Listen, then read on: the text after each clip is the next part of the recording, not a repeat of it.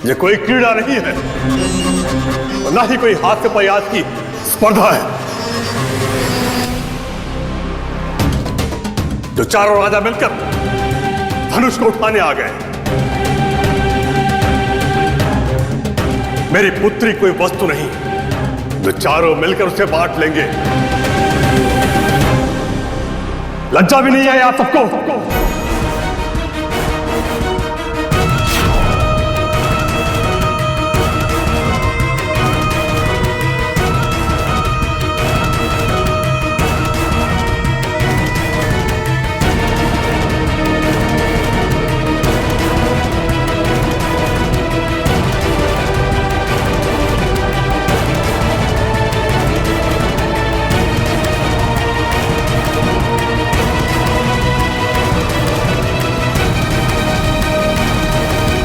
राज्यसभा में देश विदेश से ही नहीं एवं अनेक लोक लोकांतर से अनेकानेक भूपति, राजा महाराजा एवं योद्धा मेरे प्रण सुनकर आए हैं।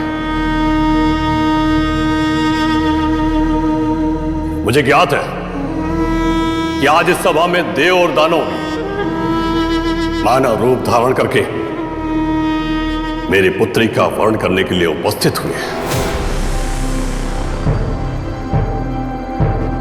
इस महावीरों की भीड़ में एक भी ऐसा महाबली, एक भी ऐसा पराक्रमी नहीं है जो इस शिव धनुष को उठाना तो दूर हिला भी सके। प्रत्यंचा चढ़ाना तो दूर की बात है,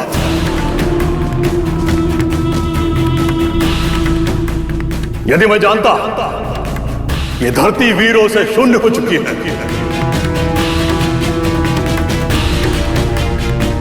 तो ऐसा प्रण ठानकर जग में अपनी जगह हसाई नहीं करता।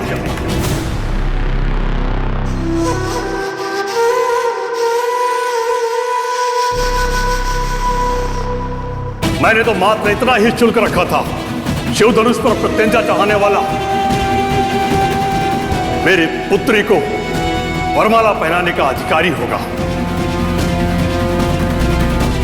किंतु बड़े बड़े महावीरों के झुके हुए शीश ये बता रहे हैं कि मुझसे कदाचित बहुत बड़ी भूल हो गई।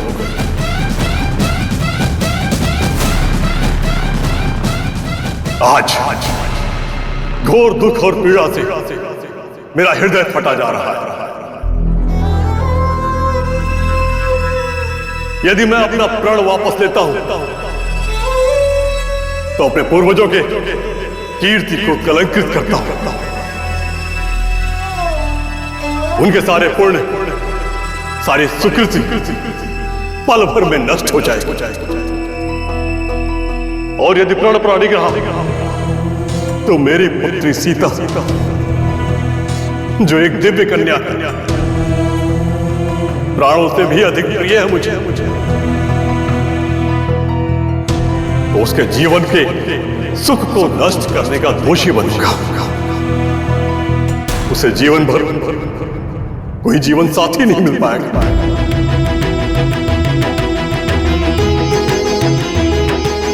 आज मुझे बड़ी निराशा के साथ कहना पड़ रहा है, इस सभा में लज्जा से झुके हुए शीश किसी वीरों के नहीं, कापुरुषों के हैं।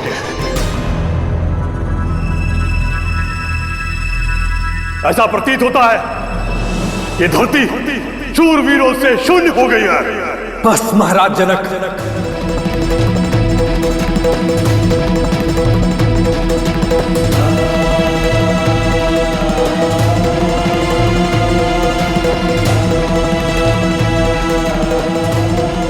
इस सभा में सूर्यवंशी रघुकुल तिलक मेरे भैया श्री राम भी उपस्थित हैं। पर सभा को उल्लाहना देकर आप सूर्यवंश को भी अपमानित कर रहे हैं।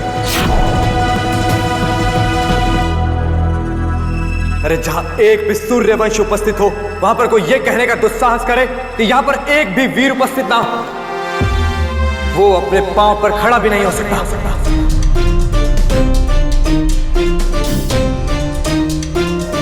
आप रघुकुल नंदन मेरे भैया श्री राम को चुनौती दे रहे हैं उनकी वीरता के लिए।